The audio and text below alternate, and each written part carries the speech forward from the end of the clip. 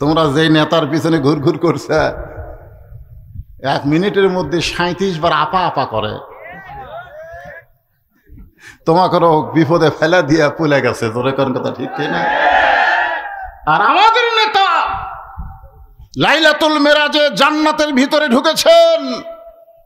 ফেরেশতা জিবরাইল বললেন, ইয়া রাসূলুল্লাহ, আপনি যদি ইচ্ছা করেন তাহলে জান্নাত থেকে বের না হলে আল্লাহ আপনাকে বার করে দিবার পারবে না। কারণ আল্লাহ কোরআনে বলেছেন, সালামুন আলাইকুম তিবতুম ফাদখুলুহা খালিদিন। কেউ যদি একবার জান্নাতে প্রবেশ করে, সে যদি ইচ্ছা না করে আল্লাহ তাকে জান্নাত থেকে বের করে দিবার পারবে না। কি কষ্টের দুনিয়া! এই বছরে আপনার চাচা মারা গেছে, আপনার খাদিজা মারা গেছে, তাইফের ময়দানে গিয়ে আপনি রক্তাক্ত হলেন, আপনি জান্নাতের মধ্যে ঢুকছেন আর বাড়ান না। সঙ্গে সঙ্গে আমাদের নেতা নবী বললেন, জিবরাইল, আল্লাহ যদি আমাকে জান্নাতে থাকার জন্য ঢুকতে বলতো আমি ঢুকতামই না, আমি শুধু জান্নাত দেখার জন্য ঢুকছি। আমার উম্মতের জন্য, যারা আমাকে নেতা নবী হিসাবে মেনে নিয়েছে, তাদের জন্য আল্লাহ কেমন জান্নাত বানাইছে এটা দেখার জন্য ঢুকছি, থাকার জন্য না। আমি সেই দিন জান্নাতে থাকার নিয়তে ঢুকবো যেদিন আমার সমস্ত উম্মতকে আল্লাহ জান্নাত দিয়ে দিবে। তো যেই নেতা জান্নাতে যাও আমাকে কথা বলে নাই, আমরা সেই নেতা বাদ দিয়ে এলে পেনশন নেতা।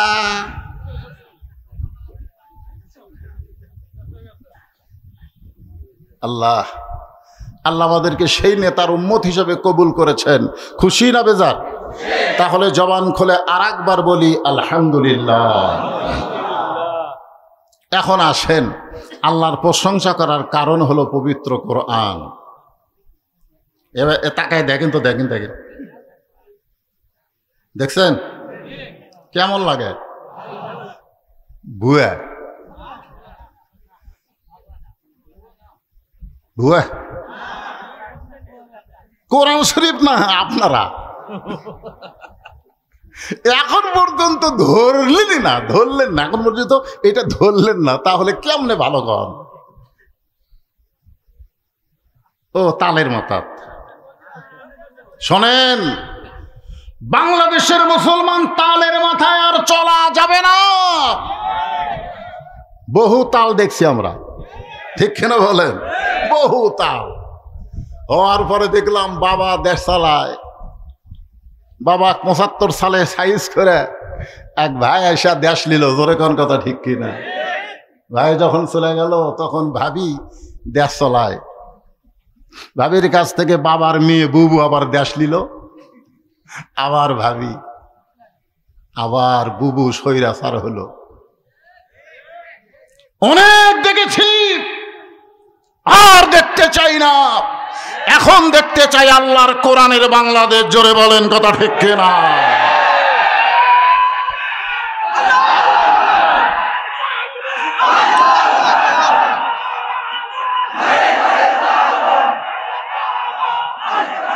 লিল্লাহে তাকবীর। এই যে আপনাকে কিছু লোক এটা ইচ্ছা করে না, ভুল। আল কোরআনের আলো ঘরে ঘরে জ্বলো। না না না, ঘরে ঘরে এলে ভুয়া ভুয়া ভুয়া। ঘরে ঘরে কি একজন কয় সংসদে ওয়াসা কোম্পানি একটা ট্যাঙ্কি বানাচ্ছে, ট্যাঙ্কি। সেই ট্যাঙ্কির গাঁত লেখা আছে 2 কোটি লিটার। 5-6টা ডিপ টিউবওয়েল দিয়ে পানি তোলে ট্যাঙ্কির। ওই ট্যাঙ্কির পানি গোটা ঢাকার সমস্ত বাসায় সাপ্লাই হয় পাইপের মাধ্যমে। একদিন গভীর রাত্রে ট্যাঙ্কির ছাপনি খুলে 2টা মরা মোষ ট্যাঙ্কির মধ্যে ঢুকে দিছে। ওই মোষ আস্তে আস্তে ফুলে গলে পানির সঙ্গে মিশ্রণ হয়ে প্রত্যেকটা বাসায় পাইপ দিয়ে পানি চলে যাচ্ছে। আর বাসার লোকেরা ট্যাপ থেকে পানি গিলাসে নিয়ে বলতেছে, ওয়াসাকাহুম রব্বুহুম শারাবান তাহুরা। আপনারা বলেন তো, পানি পাক না না পাক? কেন না পাক? আপনি তো কোরআন পড়তেছেন আর পান করতেছেন। তাহলে বুঝতে পারছেন যে ঘরের মধ্যে কোরআন পড়ে পানি পান করলে পানি পাক হবে না, যেখান থেকে পানি আসতেছে আমার বাসায় সেই টাঙ্কি পবিত্র করা লাগবে। জোরে কোন কথা ঠিক না? সেই টাঙ্কির নাম হলো সংসদ। এই জন্য স্লোগান জাহাজে আছে, আগে অ্যাঙ্গেলে মার হচ্ছে, এখন আর অ্যাঙ্গেলে নাই, এখন একটা প্যান্ডেলই মার হবে। জোরে কোন কথা ঠিক না? হ্যাঁ, প্যান্ডেলে যে বললো আল কোরআনের আলো, আপনারা সকলে বলবেন সংসদে জালো, আল কোরআনের আলো, কোরআন হাদিস যেখানে, দুনিয়ার মুসলমান হওয়া দিবে না, হওয়া দিবে না। শয়তান খালি মোসর তাও মারতিছে। আল্লাহ কোরআনে বলেন, ইয়া আইয়ুহাল্লাযীনা আমানুত্তাকুল্লাহা হাক্কা তুকাতিহি ওয়া লা তামুতুন্না ইল্লা ওয়া আনতুম মুসলিমুন। ভাইজান, ইমানদারকে লক্ষ্য করে আল্লাহ বলতেছেন, আল্লাহকে ভয় কর। আর ভয় করতে গেলে মানুষের তৈরি আইন দিয়ে ভয় করা যাবে না। ভয় করতে গেলে লাগবে কার আইন? জোরে বলেন, কার আইন? হ্যাঁ, সবাই দেখেন, একটু প্রাণ ভরা তাকায় দেখেন। কষ্ট করে গরমের ভিতরে কোরআনের আলোচনা শোনার জন্য বসে আছেন। আমরা বাংলার মানুষ এখনো কোরআন দেখতে পাই নাই, তবে কোরআন শুনতে পাইছি। কারণ 50টা বছর যিনি কোরআনের হক তাফসীর করেছেন, সে জীবনে জেলখানায় কাটাইছেন, আর হাসপাতালে নিয়ে গিয়ে তাকে হত্যা করা হলো। জোরে কোন কথা ঠিক কি না? সেই কোরআনের পাখি আমাদেরকে কোরআন শুনাইছে, কলজা ভরা দিছে, এত সুন্দর কোরআনের তাফসীর করেছে। আমরা কোরআন শুনে শুনে পাগল হয়ে গেছি। কিন্তু শুধুমাত্র শোনার জন্য আল্লাহ কোরআন দেয় নাই, এই কোরআনকে বাস্তবে দেখার জন্য দিয়েছে। জোরে কোন কথা ঠিক কি না? কিন্তু আমরা দেখতে পাইনি। আশা করা যায় এবার কোরআন আমাদের দেখা দরকার। জোরে কোন ঠিক কি না? এখন কোরআন দেখতে গেলে আমাদের কি করণীয়? নবী যখন কোরআন তেলাওয়াত করেছে, গভীর রাত্রে চোরের মতন চুপি চুপি আবু জেহেল কোরআনের তেলাওয়াত শুনেছে। সারা রাত নবীর কোরআন তেলাওয়াত শুনেছে। সকালবেলায় গিয়া আবু জেহেল তার সভাসদ বর্গে বলতেছে, এত সুন্দর কোরআনের বাণী, রাতটা কোন দিক দিয়ে গেল আমি বুঝবারই পারিনি। সুবহানাল্লাহ হবেন না? আবু সুফিয়ান বলে, নেতা, যেই কোরআন শুনতে রাত কোন দিক দিয়ে গেল বোঝা যায় না, সেই কোরআনকে বাস্তবে গ্রহণ করলে অসুবিধা কি? আবু জেহেল বলতেছে, কোরআনকে যদি গ্রহণ করা হয় তাহলে তোর আমার নেতৃত্ব চলবে না, আসল নেতা হয়ে যাবে আব্দুল্লাহর এতিম পোলা। আজকে আমাদের বাংলাদেশে আবু জেহেল মার্কা নেতা যারা, তারা কখনোই চাবে না যে আল্লাহ ওয়ালারা, কোরআন ওয়ালারা নেতা হোক। জোরে বলেন কথা ঠিক কিনা? এই জন্য কোরআনকে বাস্তবে যদি আমরা দেখতে চাই, তাহলে আমাদেরকে 2 হাত দিয়ে এই কোরআনটা ধরা লাগবে। পারবেন? এই যুবকেরা, এই যারা স্বৈরাচারকে পতন করছে, যে সমন্বয়ক, আজকে ছাত্র আন্দোলন, এরা কিন্তু আল্লাহর কোরআন ধরে নাই। তুমি শুরু করছিল কোটা আন্দোলন, কোটা কোটা, সে থেকে আবার 9 দফা, সে থেকে 1 দফা। জোরে কোন কথা ঠিক কিনা? ওরা কিন্তু কোরআন শরীফ ধরে নাই। যাই হোক, যেভাবেই হোক আমাদের বাংলাদেশ আবার নতুন স্বাধীন হয়েছে। জোরে কোন কথা ঠিক কিনা? যার কারণে আমরা এই যে কথাগুলো বলার একটা সুযোগ পেয়েছি। অনেক রক্তের বিনিময়ে সর্বপ্রথম আমাদের রংপুরের একটা ছেলে সাইদ, আবু সাইদ, সে নিজের জীবন দিয়ে শাহাদতের মর্যাদা পেল। এরপরে অনেক শহীদের রক্তের উপর দিয়া আমাদের বাংলাদেশ আবার স্বাধীন হলো। জোরে কোন কথা ঠিক কিনা? আজকে আসুন এই কোরআনকে একটু ধরি। আপনি দৌড়ে এসে ধরতে পারবেন না, এটা ধরবার গেলে শর্ত আছে। আল্লাহ বলেছে লা ইয়ামাসসুহু ইল্লাল মুতাহহারুন। ততক্ষণ পর্যন্ত তুমি কোরআন স্পর্শ করতে পারবা না যতক্ষণ পর্যন্ত তুমি পবিত্র না হবে। ওমর ফারুক কিন্তু তার বোনের কাছে যে কোরআন আসলো না, বলেছিল যে কি পড়লি গোপনে গোপনে আমাকে একটু দে। তখন বোন বলল, ভাই এটা ধরবার গেলে পবিত্র হওয়া ছাড়া ধরার উপায় নাই। ওমর ফারুক চিন্তা করলেন, যেই কোরআনের আয়াত ধরবার গেলে পবিত্র হওয়া লাগে সেই কোরআনটাই কি নিজের চোখে একটু দেখা দরকার। জোরে কোন কথা ঠিক কিনা? যার উপর কোরআন নাজিল হয়েছে তাকে দেখতে গেছে। নবীকে হত্যা করবার চাইছিল, তখন কিন্তু নবী দেখতে আর যায়নি, নবীকে হত্যা করার নিয়তে তরবারি হাতে নিয়েছিল। এবার নবীর কাছে গিয়ে নবীর দিকে তাকায় দেখে, এইটা তো আমার মতো মানুষ না। সুবহানাল্লাহ না? নবী মোর নূরে খোদা, তার তরে সকল পয়দা, আদমের কলবেতে তারি নূরের রোশনী। সবাই বলেন নবী মোর পরশমণি, নবী মোর সোনার খনি, নবী নাম ভাবে যেজন সেই তো দোজা হানের ধ্বনি। সুবহানাল্লাহ বলেন। ওমর ফারুক ইসলামকে কবুল করে কোরআনকে গ্রহণ করলেন, এমন ভাবে কোরআনকে গ্রহণ করলেন।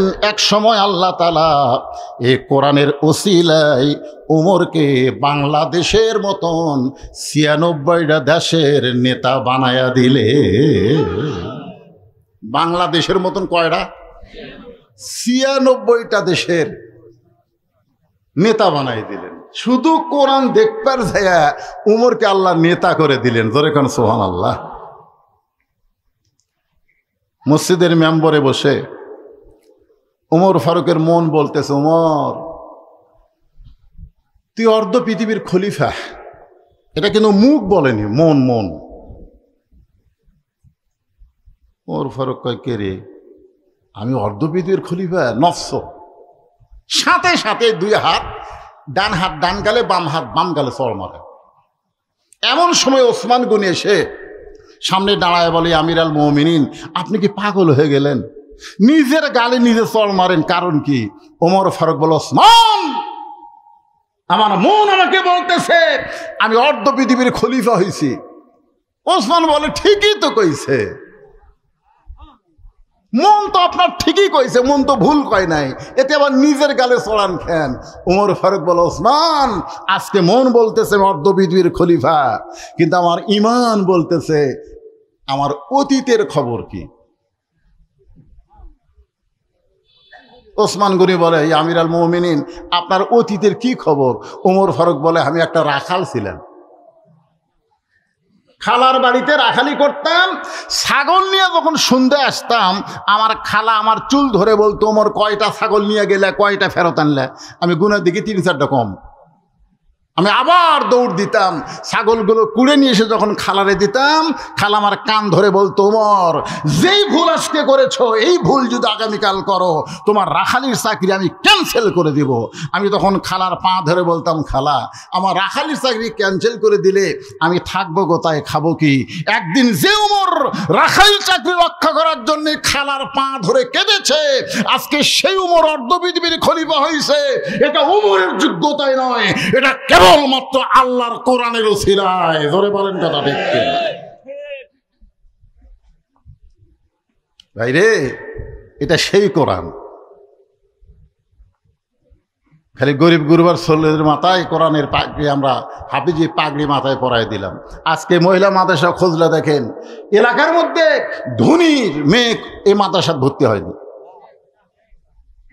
আমাদের মতন গরিবগুলা সব কোরআন ধরছে, আর ধনীগুলা সব ভার্সিটিতে গেছে। এখন আমরা গরিবগুলা যদি কোরআন থেকে হক কথা মসজিদের মেম্বারে বলবার চাই, ওই ধনী ঘুষখোর খালি এরকম গুজরে ওঠে, সুদখোর এরকম জোরে জোরে কাশে। ঠিক কিনা বলেন? কোরআন কি শুধু গরিবের জন্যই না সবার জন্যে? হযরত ওমর অর্ধ পৃথিবীর খলিফা হইয়া নিজের চোখে আল্লাহর কোরআনকে দেখার জন্যে তিনি ছদ্মবেশে ঘুরতেছেন। আমার মা বোনেরা যারা পর্দার অন্তরালে আর মহিলা মাদ্রাসাকে টার্গেট করে আমি আপনাদের সামনে কথাগুলো বলতেছি। ওমর ফারুক ছদ্মবেশে মদিনার অলি গলি যখন ঘুরতেছে, এমন সময় দেখতে পায় দুই পাহাড়ের মাঝখানে একটা সুন্দরী মেয়ে ধীর গতিতে হেঁটে হেঁটে আসতেছে। মেয়েটার সামনেও কোনো মানুষ নাই, পিছনেও কোনো মানুষ নাই। ওমর ফারুক মেয়েটার দিকে তাকায় বলতেছে, আলহামদুলিল্লাহ, আল্লাহ তোমার দুনিয়ায় এত সুন্দরী একটা মেয়ে। হয়তো আপনারা বলবেন, হুজুর ওমর ফারুক একটা মেয়ের দিকে তাকায়া এত সুন্দরী মেয়ে বলে আলহামদুলিল্লাহ বলল, এটা কি ইসলামে জায়েজ নাকি? ওমর ফারুক কিন্তু মেয়েটার চেহারা দেখে নাই, মেয়েটার আপাত মস্তক আল্লাহর আইন পর্দা। আল্লাহর ইসলাম বলে যে মেয়ে দেখতে যদিও কালো হয়, যদি মেয়েটা দেখতে খাটো হয়, আর আল্লাহর কোরআনের পর্দা যদি মেনে চলে, আল্লাহর ইসলাম কেবলমাত্র তাদেরকেই সুন্দরী মেয়ে বলে। এখন আপনাদের এলাকায় সুন্দরী মেয়ে বলতে আপনারা কি বুঝতেছেন? হ্যাঁ, পরিমণি, পরিমণি কলেজ ভার্সিটির মেয়েরাই সুন্দরী নাকি? মহিলা মাদ্রাসার মেয়েরা কি? হ্যাঁ জোরে বলেন।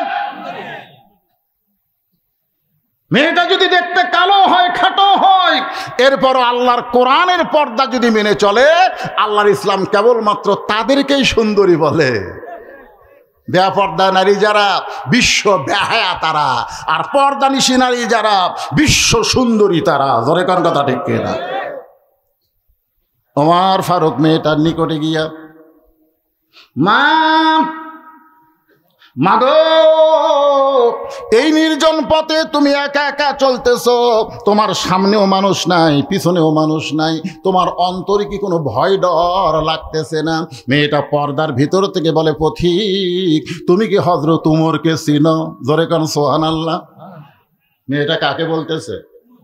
উমরকে বলতেছে, পথিক তুমি কি হযরত উমরকে চিনো? যেদিন উমর ফারুক আল্লাহর কোরআন দিয়ে রাষ্ট্র চলায়, সেদিন থেকে একজন মহিলা পৃথিবীর এক প্রান্ত থেকে আর এক প্রান্তে যাবে, তার কলিজায় আল্লাহ ছাড়া অন্য কারো ভয় থাকবে না। আল্লাহর কোরআন দিয়ে যেদিন বাংলাদেশ চলবে, সেই দিন একজন মেয়ে বাংলাদেশের এই প্রান্ত থেকে ওই প্রান্ত পর্যন্ত যাবে, ওই মেয়েটার কলিজায় আল্লাহ ছাড়া অন্য কারো ভয় থাকবে না। কারণ কোরআনের কারণে আল্লাহ তাকে পুরাপুরি নিরাপত্তা দিয়ে দিবে। মেয়েটা বলতেছে, পথিক তুমি কি হযরত উমরকে চিনো? হ্যাঁ, যদি চিনতে তাহলে এরকম বেসাইদা কথা বলতে না। যেদিন থেকে উমর আল্লাহর কোরআন দিয়ে রাষ্ট্র চালায়, সেদিন থেকে পৃথিবীর এক প্রান্ত থেকে আর এক প্রান্তে একটা মহিলা যাবে, তারা কলিজায় কার ভয়? জোরে বলেন, কার ভয়? আর আমাকে কলিজায় এখানে যারা আপনারা বসে আছেন, এখন আর ভয় নেই। আগে আপনাকে উল্লাপাড়া যদি ওয়াজ করতে আসতাম, আমার বউ আমাকে আগেই বলতো, দেখে শুনে ওয়াজ করবে, দেখে শুনে ওয়াজ। কি দেখবো রে? দেখবেন আশেপাশে পুলিশের গাড়ি আছে কিনা, র্যাবের গাড়ি আছে কিনা, বর্তমান সরকারের কোনো ক্যাডার আছে কিনা, ক্যাডার। তা আমরা আগে এরকম দেখতাম। যদি দেখি যে কিছু আছে, তখন ওরা তেল তেলা মেরে দিতাম, তেল তেলা। ইমান যদি থাকতো তাহলে আমরা এভাবে দেখতাম না, আমরা এইভাবে দেখতাম। জোরে কোন কথা ঠিক কিনা? আমরা দেখতাম কি আছে? আল্লাহ যদি থাকে, এলা চামচা করে খাওয়া আছে। পুলিশ ধরার ভয় করছে, কিন্তু বেলকুচিতে কাউসারি ভাইকে আজরাইলি ধরছে। জোরে কোন কথা ঠিক কিনা? আমার কয়, ভাই রে, এমন একটা পরিবেশ হলো ভাই, চিন্তা করে ওয়াজ করা লাগে, পুলিশ যেন না ধরে। ওই দিন কাউসারি ভাই আজরাইল ধরবি আর মনই নেই। আমরা দুই ভাইকে তো একই থানা তো আছে, ওই বেলকুচি থানাত কাউসারি ভাইয়ের ওয়াজ, আমার ওয়াজ। আমাকে বললো, ভাই ওয়াজ শেষ, আপনার যদি আগে হয় তাহলে আমার জন্য দেরি করবেন, আর আমার যদি আগে হয় আপনার জন্য দেরি করব। আমরা কড্ডার মোড় পার হয়ে এরা দুধ একেবারে গরম করে চা দেয়, আমরা দুই ভাই একসাথে খাবো। দুই জনের অন্তর কিন্তু পুলিশ ধরার ভয়। ধরে কোন কি ধরার ভয়? ওয়াজ শেষ করার পরে আমি চিন্তা করলাম কাউসার ভাইকে কল দে, ও তো কল দিচ্ছে না, তার মানে ওয়াজ শেষ হয়নি। আমি যখন কল করলাম, ওর সাথী ধরে বলতেছে, হুজুর কিছুক্ষণ আগেই কাউসারি সাহেব এনায়েতপুর হাসপাতালে মারা গেছে। কে ধরছে, পুলিশ না আজরাইল? কথা বলেন। পুলিশ ধরার চিন্তায় হক কথা গোপন করেছি। আল্লাহ কয় পুলিশ ধরার আগেই তোকে আজরাইল ধরতে পারে। ধরে কোন কথা ঠিক কিনা? এখানে যত মানুষ আমরা আছি, আমাদের সবাইকে কিন্তু আজরাইল ধরবে। ধরে কোন কি করবে? ছাড়বে নাকি? ছাড়বে? মিশে মায়াই বন্দি থাইকা করলাম কত খেলা, পশ্চিমে তাকিয়া দেখো তোমার জীবনের ডুইবা গেছে বেলা। ওমান চোখের পানি বের করে বললেন, মা তোমার অন্তরে শুধুমাত্র আল্লাহর ভয়, কোরআনের আইন চলার কারণে, কিন্তু তুমি যেভাবে চলতেছ আমার মনে হয় তোমার ভিতরে কোনো দুঃখ লুকে আছে, কারণ তোমার চলাটা অত্যন্ত ধীর গতি। বলো তো মেয়ে, তোমার ভিতরে কোনো দুঃখ আছে নাকি? মেয়েটা বলে, পথিক রে, আমি আসলেই একজন দুঃখী নারী। আজকে 6 দিন হলে হযরত ওমরকে খুঁজে বেড়াই। আমি আসলেই একজন দুঃখী নারী। আজকে 6 দিন হলে আমি হযরত ওমরকে খুঁজতেছি।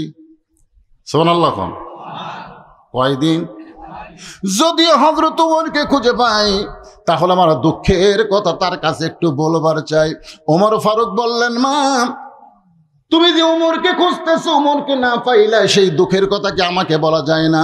মেয়েটা বলে, পথিক এত সাহস ভালো না, যেই কথা হযরত ওমরকে বলবো সেই কথা দুনিয়ার কোনো মানুষকে আমি বলবো না। ওমর ফারুক বললেন, মা তুমি যেই ওমরকে খুঁজতেছো আমি হইলাম সেই ওমর।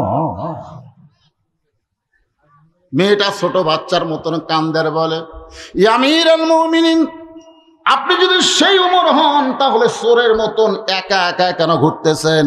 আপনার কি কোনো স্যামসা নাই? ধরে কোন কি নাই? চোরের মতন একা একা কেন ঘুরতেছেন?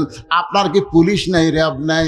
সঙ্গে সঙ্গে হযরত ওমর ফারুক কোরআন থেকে তেলাওয়াত করলেন, ইন্নামাল মুমিনুনা আল্লাযীনা ইযা যুকিরাল্লাহু ওয়াসিলাত কুলুবুহুম ওয়া ইযা তুলিয়াত আলাইহিম আয়াতুহু যাদাতুহুম ঈমানা ওয়া আলা রাব্বিহিম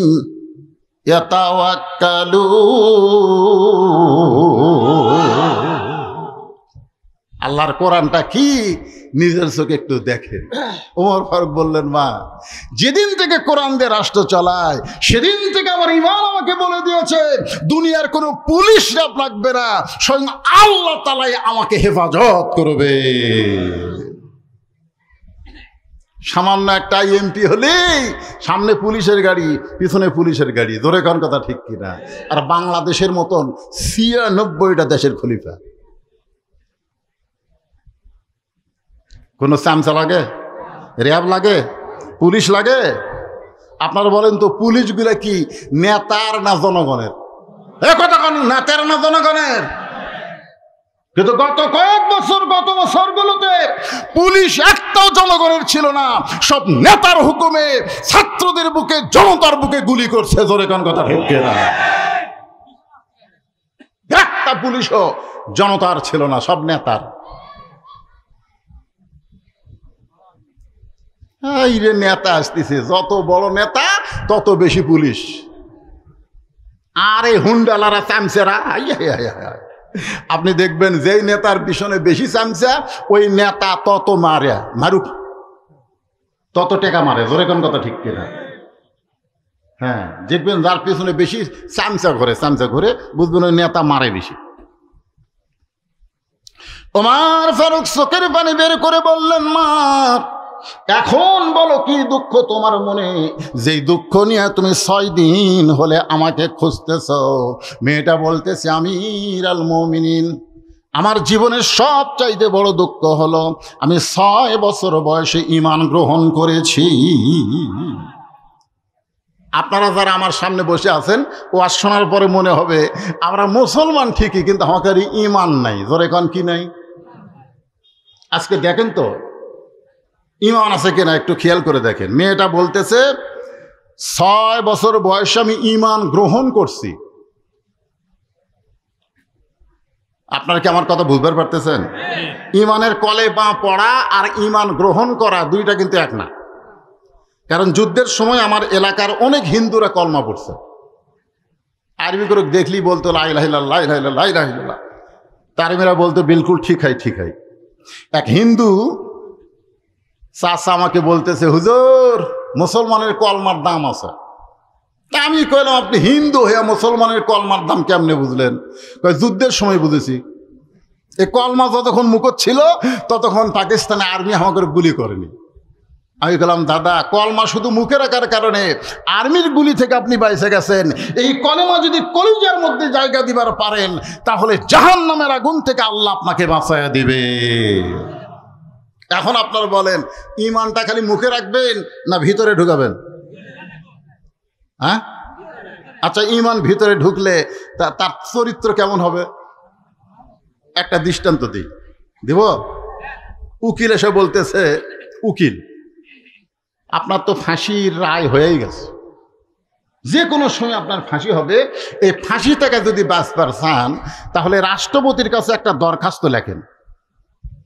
রাষ্ট্রপতি যদি দয়া করে আপনাকে মাফ করে দেয়, তাহলে আপনার ফাঁসি আর কার্যকর হবে না। এই কথা কে বলতেছে? উকিল বলতেছে। তখন আসামি মুচকি মুচকি হাসে। উকিল বলে, হাসেন কেন? বলে, হাসার কারণ হলো তোমার কথা শুনে। উকিল বলতেছে, আমি তো ঠিকই বলছি, রাষ্ট্রপতির কাছে দরখাস্ত লেখার কথা, তা হাসেন কেন? বলে, পাগলা, আমি আমার জীবনে 3টা রাষ্ট্রপতি ক্ষমতা থাকা অবস্থায় মরা দেখছি। আসামি বলতেছে, আমি কয়টা রাষ্ট্রপতি? 3টা রাষ্ট্রপতি ক্ষমতা থাকা অবস্থায় মরা দেখছি। একটা হলো বঙ্গবন্ধু শেখ মুজিবুর রহমান, একটা জিয়াউর রহমান, একটা জিল্লুর রহমান। যারা ক্ষমতা থাকতে নিজেরাই মরে যায়, তাদের কাছে বাঁচার দরখাস্ত কোন ঈমানদার লিখবে? তাসদিক বিল জানান, কলিজার মধ্যে ঈমান। উকিল বলতেছে, তাহলে আপনার ফাঁসি হবে। আসামি মুসকে মুসকে হাসে।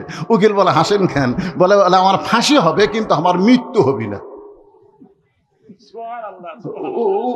উকিল কয়, কি করলেন? আপনার ফাঁসি হবে, মৃত্যু হবে না? না, আল্লাহর কোরআন তার দলিল। আল্লাহ কোরআনে বলেন, ওয়ালা তাকুলু লিমান ইয়াকতালু ফি সাবিলিল্লাহি আমওয়াতুন বাল আহইয়াউ ওয়ালাকিন লা তাশউরুন। জাল্লাত শাহজাহান বলেছে, জামাত ইসলামের যত নেতাকে ফাঁসির মঞ্চে নিয়ে যাওয়া হয়েছে, একজন নেতার চোখে পানি দেখি নাই, বরং সবার মনে আনন্দ, সবার মনে আনন্দ। কারণ ফাঁসির দড়ি বরণ করতেছে, জান্নাতের দরজা আল্লাহ তাদের জন্য খুলে ধরেছে। কি মনে করতেছেন? ফাঁসি হবে, কিন্তু মৃত্যু? এ কথা কার? আল্লাহর কোরআন যারা দেখেছে, এই বিশ্বাস তাদের কলিজায়। কোরআনের দল করবেন, আপনি মরে যাবেন। আল্লাহর রাসূল বলতেছে, মান সাআলাল্লাহু তাআলা আশ-শাহাদাতা বিসিদকিন বাল্লাগাহুল্লাহু মানাজিরা শুহাদা ওয়া মাতা আলা ফিরাশিহি, রাওয়াহুল বুখারী কিতাবুল মাগাজি। জোরে কোন সুবহানাল্লাহ। এই কোরআনের বিজয়ের আন্দোলন যারা করে বাংলার জমিনে, এই আন্দোলন করতে গিয়ে জেল খাটে, জুলুমের শিকার হয়, যদি ওই লোকটা নিজের বিছনায় মৃত্যুবরণ করে, আল্লাহ রাসূল বলেছে, হাসরের ময়দানে আল্লাহ তাকে ইসলামে আন্দোলন করার কারণে, কোরআন বিজয় আন্দোলন করার কারণে আল্লাহ হাসরের ময়দানে তাকে শহীদদের কাতারে দাঁড় করায়া দেবে।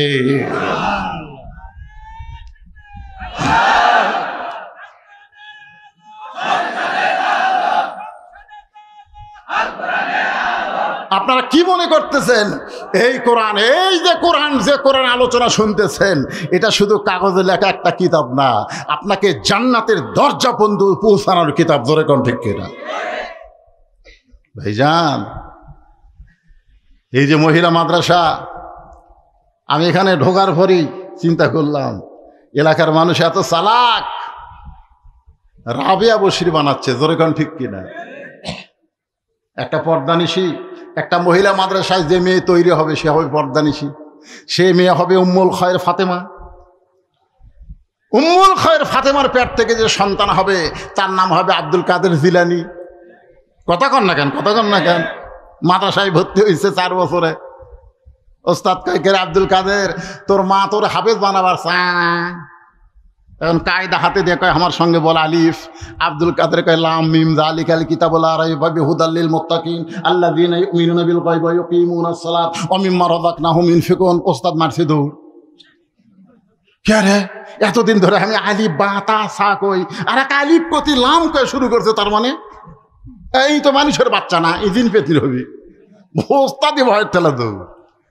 অন্য ছাত্র শিক্ষক বলে হুজুর দৌড়ান কেন? জীবনে যেটা দেখিনি আজকে সেটা শুনতেছি। সবাই ঘিরে ধরছে, 4 বছরের বাচ্চা আব্দুল কাদের খালি ধুকতিছে। ওয়াজিলাত কুলুবুহুম। যারা কোরআন পড়ে, আপনি মেয়ে মাদ্রাসায় আসেন বা ছেলে মাদ্রাসায় যান, দেখবেন ওদের মধ্যে একটা ঝোঁক আছে না নাই? জোরেখান আছে না নাই? একজন ওস্তাদ গিয়ে কোরআন শরীফ এরকম নিয়ে মেলে ধরছে, আব্দুল কাদের পড়তেছে আয়াতের পর আয়াত, ওস্তাদ দেখতেছে। যেই মাত্র 18 পারা কোরআন তেলাওয়াত শেষ, আব্দুল কাদের অটোমেটিক ব্রেক। আর কেন পারে না? ওস্তাদ বলে জানবার যদি চাও তাহলে আব্দুল কাদেরের মায়ের কাছে যাও। কেউ বলেনি যে বাপের কাছে যাও, কারণ সন্তান ভালো মন্দ এটা বাপের কারণে হয় না মায়ের কারণে হয়? কথা কন না কেন? ও যে ঘুরতেছে, ওদের বেড়াচ্ছে, ওর পিছনে কারণ আছে। ওই যে ঘুরতেছে কোরআনের মাহফিল বাদ দিয়ে, খোঁজলে দেখেন ওই যখন মায়ের পেটতা ছিল, মাও পেটত দিয়ে গোটা পাড়া ঘুরিছে, ওই পেটের মধ্যেই ঘরণী ব্যারাম পাচ্ছে। জোরে এখন কথা ঠিক কিনা? হ্যাঁ, কি মন খারাপ করতেছে? কারণ সন্তান ভালো না মন্দ এটা যাচাই করবার গেলে মায়ের কাছে যাইতে হবে, বাবার কাছে যাওয়ার কোনো দরকার নাই। কারণ বাবা আনন্দে মাতিয়া সাগরে ভাসাইয়া সেই যে চইলা যায় খবর লয় না। মাজন ধরিয়া উদহরে কতই যতন করে, 10 মাস পরে পায় প্রসবের বেদনা। ইমাম গাজ্জালী রহমতুল্লাহ আলাইহি বলেন, সন্তান যখন মায়ের পেটে জন্ম নেয় সঙ্গে সঙ্গে আল্লাহ মায়ের মাসিক ব্যারাম বন্ধ করে দেয়। প্রতি মাসে 3 দিন 5 দিন 7 দিন যে একটা ব্যারাম হতো, রক্ত বের হতো, নামাজ পড়া যাইতো না, রোজা করা যাইতো না, বাচ্চা আসার সঙ্গে সঙ্গে ওই ব্যারামটা আল্লাহ বন্ধ করে দেয়। বন্ধ করে দেওয়ার কারণে হলো ওই সন্তান পেটে আসার পর মার যেন কোনো ইবাদত নষ্ট না হয়। কারণ মায়ের ইবাদত শুধু মায়ের না, মায়ের ইবাদতে আল্লাহ সন্তানকেও বড় করে দেয়। সন্তান যখন পেটে বাচ্চা নিয়ে রুকুর থেকে সেজদা যায়, ওই বাচ্চা পেটের মধ্যে একটা চাপ খায়। ফেরেশতারা বলে, মাবুদ তোমার বান্দি রুকুর থেকে সেজদাত গেল, পেটের মধ্যে বাচ্চা দিয়ে চাপা কষ্ট পাইল। আল্লাহ বলে, ফেরেশতা সাক্ষী থাক, যেই মা পেটে নিয়ে বাচ্চা নিয়ে নামাজ পড়ে, ও মা শুধু নিজে নামাজ পড়ে না, পেটের বাচ্চাকেও নামাজি বানায়া দিল। পেটে বাচ্চা নিয়ে মা রোজা রাখে। শাশুড়ি বলে, ও মা এবার পেটে বাচ্চা আছে, এবার রোজা রাখো না, কারণ রোজা রাখলে বাচ্চা যদি শুকে যায়। বেটার বউ বলে, শাশুড়ি আপনি তাহলে আমাকে লিখে দেন যে আমি আর 1 বছর বাঁচবো, লিখে দেন। শাশুড়ি বলে, এটা কি লিখে দেওয়া যায়? তাহলে আপনি কেমনে বলেন আমার পেটের বাচ্চা শুকে যাক, কিন্তু আল্লাহর হুকুম রোজা আমি বাদ দেব না। আল্লাহ কয়, বান্দি তুই রোজা থাকলি, তোর পেটের বাচ্চাকেও রোজার ট্রেনিং দিলি। জোরে কোন সুবহানাল্লাহ। কারণ মাও খায় না, বাচ্চারও খাওয়া হয় না। যেই মা পেটে বাচ্চা নিয়ে রোজা রাখছে, ওই মায়ের বেটা, ওই মায়ের সন্তান কোনোদিন বেরোজাদার হতে পারে? আজকে যেই শালারা রোজা থাকে না, খুঁজলে দেখবেন ওই যখন পেটটা ছিল ওর মাও থাকেনি। হ্যাঁ, কারণ সন্তান ভালো হয়। একটা খ্রিস্টান বলেছে একটা ভালো যদি সন্তান চাও তাহলে একটা ভালো মায়ের দরকার। যেরকম কিসের দরকার? মায়ের দরকার। আপনারা কি বিরক্ত হচ্ছেন? দেখতে আইছে সবাই, দেখি মাও আব্দুল কাদের কান্দত করে লিয়ে উম্মুল খায়ের ফাতেমা জানলা দিয়ে দেখে কেরি গতকালই ভর্তি করে দিলাম, ছেলে কোরআনে হাফেজ বানাবো। হুজুর আমার আব্দুল কাদের কি বেয়াদবি করছে? বলে বেয়াদবি একটাই, আলিফ কয়নি, লাম মিম কয়ে 18 পারা কোরআন শুনালো। আব্দুল কাদেরের মা কান্দের, বলে আল্লাহর শপথ করে বলতেছি আমি জানি না। আমার আব্দুল কাদের যে আপনাকে 18 পারা কোরআন শরীফ শুনাইছে, আল্লাহ শপথ করে বলতেছে আমি জানি না। ওস্তাদ বলে মা তুমি না জানলেও তুমি কি জানো? বলে আমি হলাম 18 পারা কোরআনের হাফেজা।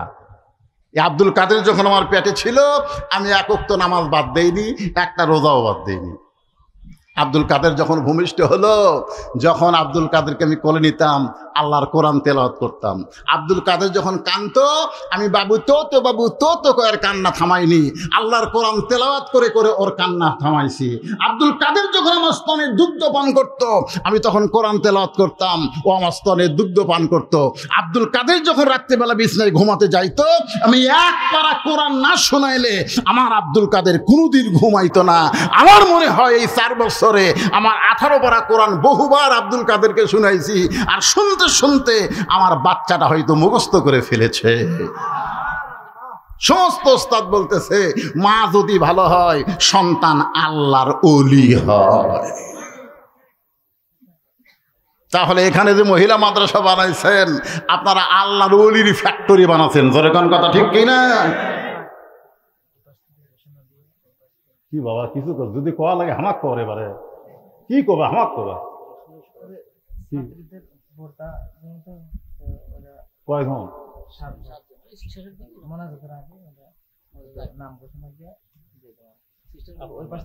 বোরকা কি জন্য দিচ্ছে? হাফেজ। 7 জন মা, ছোট্ট বাচ্চারা 7 জন মহিলা কই, আমরা কই মা কই আর খালাই কই, কোরআনের হাফেজা হয়ে গেছে। কি কথা, 7 জন, আলহামদুলিল্লাহ।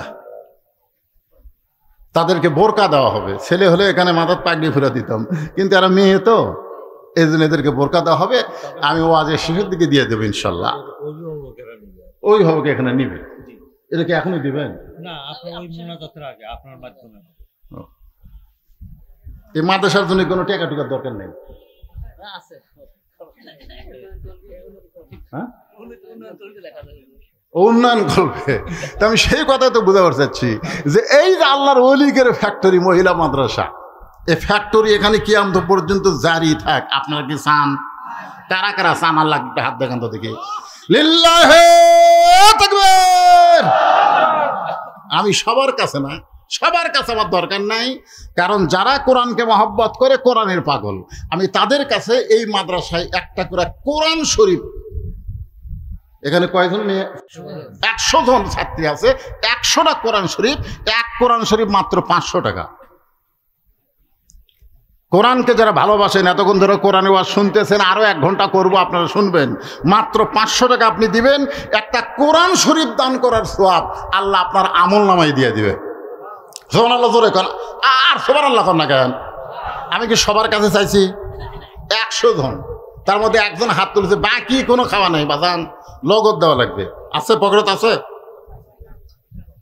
200 আছে না? বাকি লয় তো, আমি বাকি লেখেন, বাকির কোন কথা নেই। লগত কোরআন শরীফ আর বাকি, এটা ধান তুলতেছি আমি।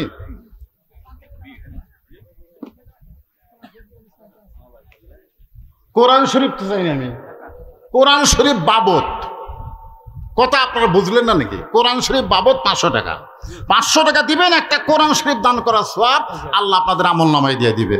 লিল্লাহি তাকবীর। 100টা কোরআন শরীফের মধ্যে এক নম্বর পাওয়া গেছে, আলহামদুলিল্লাহ। আল্লাহ তোমার একজন পাগল একটা কোরআন বাবদ 500, আর একজন কোরআন শরীফ বাবদ 500 টাকা দান করছে। আল্লাহ দানকে কবুল করেন। 100টা কোরআনের মধ্যে 2টা পাওয়া গেল। আমরা সবাই কোরআনকে ভালোবাসি, কোরআনের মিছিল করলাম। পকেটে টাকা থাকলে দাবি আছে, না থাকলে দাবি নাই। আর একজন কোরআন বাবদ 500 টাকা দান করছে। আল্লাহ 3টা হয়ে গেছে। আমার মা বোনেরা, পর্দার অন্তরে যারা ওয়াজ শুনতেছে, এই ছেলেরাই এরা ওটা শুরু করলো কেন? না, যারা কোরআন শরীফ দিবেন তারা খালি উঠবেন। 2 মিনিট কালেকশন, 2 মিনিট, সারা রাত না। আর একজন একটা কোরআন শরীফ বাবদ 500 টাকা দান করেছে। আল্লাহ দানকে কবুল করেন। আল্লাহ বাপ মা আত্মীয় স্বজন কবরে গেছে, এই যে কোরআন বাবদ 500 টাকা দান করলো, এই দান করার কারণে বাপ মার কবরকে জান্নাতের টুকরা আল্লাহ কবুল করেন। যাদের বাপ মা কবরে গেছে, বাবার জন্য একটা কোরআন শরীফ দেন, মায়ের জন্য একটা কোরআন দেন। যদি না পারেন বাপ মা 2 জনের জন্য একটা কোরআন শরীফ দান করেন। আর একজন কোরআন বাবদ 500 টাকা দান করছে। আল্লাহ দানকে কবুল করেন। আল্লাহ নেক নিয়ত নেগাসাপড়া করেন। আর একজন কোরআন শরীফ বাবদ 500 টাকা দান করছে। আল্লাহ দানকে কবুল করেন। আল্লাহ যারাই যে নিয়তে দান করতেছে, আল্লাহ সকলের নেক নিয়ত নেক আশাকে আল্লাহ আপনি কবুল করেন। আল্লাহ তোমার নবীর এতিম মাদ্রাসা, মহিলা মাদ্রাসাকে আল্লাহ কিয়ামত পর্যন্ত কবুল করেন। একটু জিকির করি, লা ইলাহা ইল্লাল্লাহ, লা ইলাহা ইল্লাল্লাহ, জোরে লা ইলাহা, লা ইলাহা ইল্লাল্লাহু মুহাম্মাদুর রাসূলুল্লাহ। আর একজন কোরআন শরীফ বাবদ 500 টাকা দান করছে। যদি আপনাদের কাছে বেশি মনে হয় যে হুজুর আমার কাছে তো 500 টাকা নেই, আমরা ওয়াজ শুনবার আইছি, হুজুর টাকা তো আনিনি, আপনি যে পেঁয়াজ করতেছেন লগত, ঠিক আছে 500 যদি না থাকে, আপনি 200 টাকারও কোরআন আছে। এই যে এইগুলো কোরআন শরীফ মেরে গেলে 200 টাকা হলেই হয়, 200 টাকা দেন, সবাই দেন, আল্লাহর হস্তে দেন। আপনাদের কাছে একেবারে একটা রুমাল বা ব্যাগ পাঠাই দিচ্ছি আল্লাহর হস্তে। আপনার 10, 20, 50, 100 যা পারবেন আল্লাহর হস্তে দেন। দিবেন না? সবাই দেন, দেন। দেওয়া শেষ করলে ইনশাল্লাহ একটা না আলোচনা হবে ইনশাল্লাহ। মাশাআল্লাহ। আল্লাহ বলার সাথে সাথে ছোট্ট বাচ্চার হাতে তোমার একজন বান্দা যা ছিল মানে 250 টাকা, 250 টাকা দান করেছে আল্লাহ কোরআন শরীফ বাবদ। আল্লাহ দানকে কবুল করেন, আল্লাহুম্মা আমিন। এই যে এত লোক আপনারা ভাত খিলালেন, সেই আমি আসেনি দেখতেছি, খালি সমানে খিলাচ্ছে,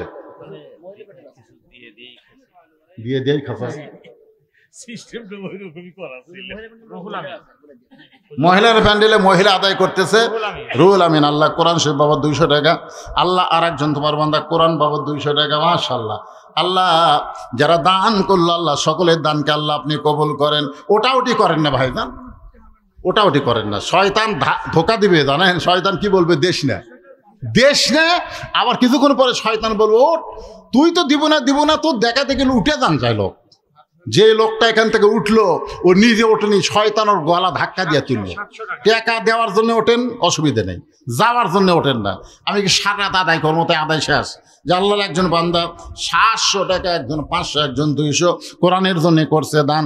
আল্লাহ দানকে কবুল করেন, আল্লাহুম্মা আমিন। কে রে ভাই, আমি বললাম যে গামছা নিয়ে ভিতরে যান, 10, 20, 50, 100 যে যা পারে আল্লাহর রাস্তায় দান করবে। আল্লাহ আর একজন কোরআন শরীফ বাবদ 500 টাকা দান করছে। আল্লাহ দানকে কবুল করেন, আল্লাহুম্মা আমিন। আল্লাহুম্মা সাল্লি আলা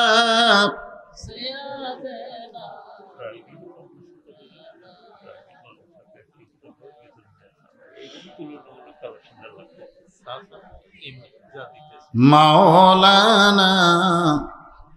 আবার আমার কানে কানে বলে দিচ্ছে, হুজুর এটা তো প্রাইভেট মাদ্রাসা। কি বিপদ রে, তাই তো ওঠে গেলে।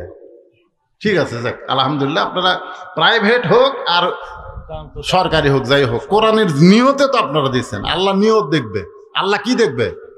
নিয়ত দেখবে। মাদ্রাসার ঘরই ঠিক মতো হয়নি। এই মাদ্রাসার ঘর করার জন্য আপনি প্রাইমারি কন, হাই স্কুল কন, এগুলো সরকারি খরচে 5 তলা হচ্ছে, ঠিক কিরকম? 3 তলা 4 তলা, নিজস্ব জায়গায় হয়নি। এই নিয়তে আপনারা দেন ভাই, দান ব্যথা যাবে না। এই দান হবে আপনাদের জান্নাতে। সাকু হাবিবুল্লাহ আল্লাহ রাসূল বলেছে, দানকারী আল্লাহর দোস্ত। ধরে কন সুবহানাল্লাহ। হ্যাঁ, সবাই বসেন, আমি আবার আলোচনা করতেছি। আর আপনারা ওই বোরকাগুলো নিয়ে আসেন, বোরকাগুলো নিয়ে আসেন। আর যাদেরকে বোরকা দেওয়া হবে সে অভিভাবক বাবাদেরকে এখানে নিয়ে আসেন। আমরা দেখব কার সন্তান মেয়ে কোরআনের হাফেজা হলো, সে কেমন ভাগ্যবান বাবা। একজন কোরআনের হাফেজ নিজে জান্নাতে একাই যাবে না, তার বংশের ভিতর থেকে 10 জন যাদের উপর আল্লাহ জাহান্নাম ওয়াজিব করেছে, এইরকম জাহান্নামী মানুষদেরকে সুপারিশ করে ইমান থাকলে এই হাফেজ জান্নাতে নিয়ে যাবে। জোরে কোন সুবহানাল্লাহ। এই জন্য যে 7 জনকে জাহান্নাম কয়টা? 7টা। এখানে 7টা হাফেজ হয়েছে মাশাআল্লাহ। 7 জনকে আমরা দেখব যাদেরকে বোরকা দেওয়া হবে তাদের অভিভাবকের হাতে। কি আধা মণ ধান এবং 100 টাকা দান করছে। আল্লাহ ইমদাদুলের দানকে আল্লাহ আপনি কবুল করেন, আল্লাহুম্মা আমিন। প্রাইভেট মাদ্রাসা যখন বেশি চাপ দিয়ে আমি আদায় করব না, আদায় প্রায় শেষের দিকে। হ্যাঁ লেখেন এখানে, হ্যাঁ এমদাদুল, এমদাদুল, এমদাদুল।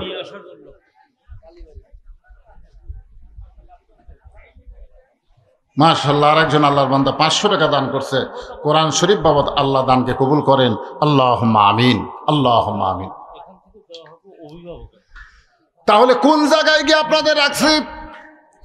মেয়েটা বলতেছে আমিরুল মুমিনিন 6 বছর বয়সে আমি ঈমানকে গ্রহণ করেছি। আপনাদের মনে আছে না? নাই, নাই।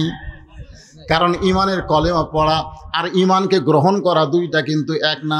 বর্তমানে বাংলাদেশে আমরা ঈমানের কলেমা পড়েছি কিন্তু ঈমানকে গ্রহণ করে নাই। রাসূল বলেছেন ঈমানকে গ্রহণ করলে 3 ভাবে গ্রহণ করা লাগবে: ইকরার বিল লিসান, তাসদিক বিল জিনান, আমল বিল আরকান। এরই নাম হলো ঈমান। জবানে বলতে হবে লা ইলাহা ইল্লাল্লাহ, কলিজার মধ্যে ঈমানের জায়গা দেওয়া লাগবে, আমলের মাধ্যমে ঈমানকে গ্রহণ করা লাগবে।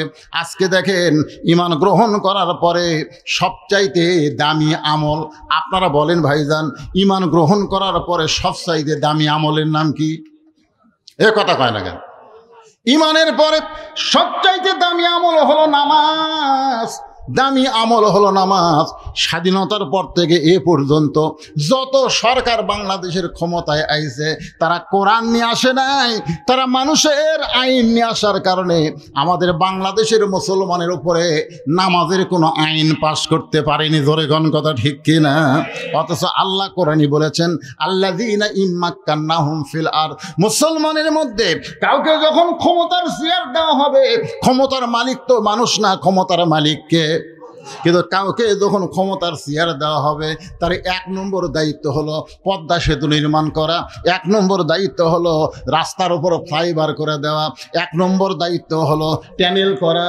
এগুলো 1 নম্বর দায়িত্ব না, 1 নম্বর দায়িত্ব হলো আকামুস সালাত, নামাজ কায়েম করা। আমাদের বাংলাদেশে গত সরকার অনেকগুলো মসজিদ বানাচ্ছে। জোরে কোন কথা ঠিক কিনা? কথা কন না কেন? আপনাকে রে উল্লাপাড়ায় মসজিদ নাই? এই একটা মসজিদ সরকার বানিয়ে দেয়নি? কি মসজিদ? মডেল মসজিদ।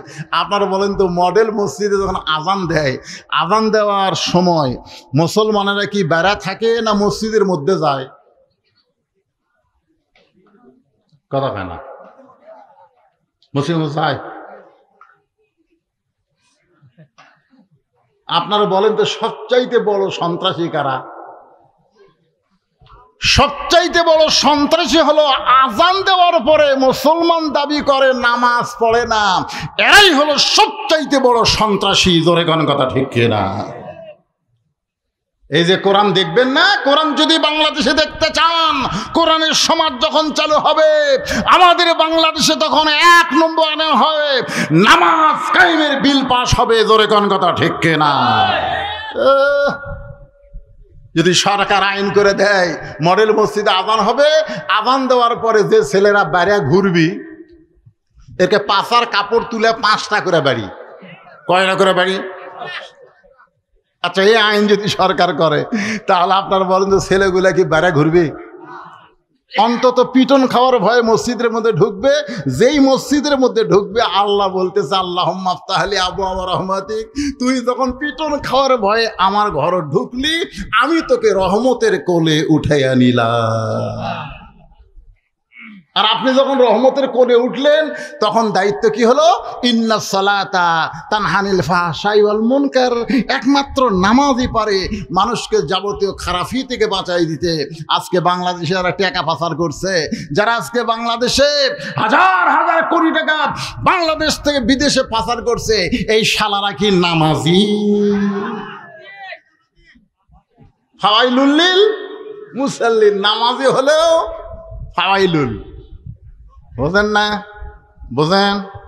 আপনাকে এলাকায় মসজিদ দোতলা আছে না নাই? এই কথা কোন আছে না নাই? আপনারা বলেন তো, সত্যি করে বলেন, দোতলা মসজিদ কি 5 ওয়াক্ত নামাজের জন্যে না জুম্মার নামাজের জন্যে?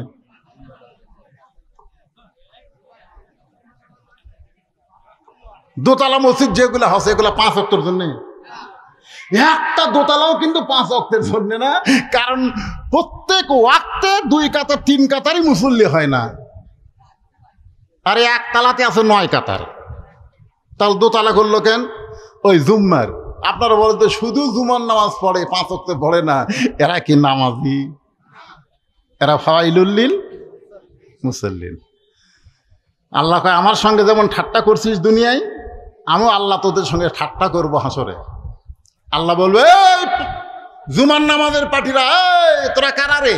তখন হাত তুলে করবে, আল্লাহ আমরাই তো জুম্মা নামাজ পড়ছি, 5 ওয়াক্ত পড়িনি, খালি জুম্মা মারছি। আল্লাহ বলে, রহমান রহিম নামের ওসিলায় তোরকে জান্নাত দিয়ে দিলাম, যা। তখন জুম্মা পার্টি সেই খুশি হয়ে মারবি দৌড়, বেহেস্তের কাছে আয়, দেখবে দরজার বিশাল একটা তালা। আল্লাহ আমাকে বেহেস্ত দিলেন, কিন্তু তালা যে। আল্লাহ কয়, ভালো করে খুঁজে দেখ, চাবি আছে। আর ভালো করে খুঁজে দেখবে, চাবি একটা আছে, তালার মধ্যে ঢোকে ঠিকই, কিন্তু ঘোরে না। আল্লাহ চাবি তো পাইলাম, ঢুকালামও, কিন্তু ঘোরে না যে। আল্লাহ কয়, তালার মধ্যে 5টা দাগ আছে, তোকে চাবির মধ্যেও 5টা দাগ থাকা লাগবে। এখন তোরা দেখ তো, তোরা যে চাবি ঢুকাইছিস এর মধ্যে কোনো দাগ আছে? আল্লাহ আমাদের চাবি না, তেল তেলা দাগ। বলে, কিসের দাগ আল্লাহ? আল্লাহ কয়, 5 ওয়াক্ত নামাজের দাগ রে। তালার মধ্যে 5 ওয়াক্ত নামাজের দাগ আছে, ওই দাগে দাগে মিল খাবি, কুট্টুস করে খুলবি। আমরা গেলে জুম্মা মারবি, আল্লাহ 5 ওয়াক্ত। আল্লাহ কয়, জান্নাত দেখা হলো, ধোকা হলো না। জান্নাত দেখা হলো, ধোকা হলো না। নামাজ যারা কায়েম না করবে তারা জান্নাত দেখতে পারবে, কিন্তু ঢুকতে পারবে না। আসসালাতু মিফতাহুল জান্নাহ। আল্লাহর বান্দারা মনোযোগ দেন। আল্লাহর কোরআনকে যদি দেখতে চান, তাহলে 1 নম্বর হলো নামাজ। বলেছেন, লা সালাতা লা ঈমানা, যারা নামাজ নাই তার ঈমান নাই। লা সালাতা লা দীনা, যারা নামাজ নাই তার কোনো ধর্ম। এখন আপনারা বলেন, আমার সামনে বসে যারা আওয়াজ শুনতেছেন, কারা কারা এশার নামাজ পড়েননি?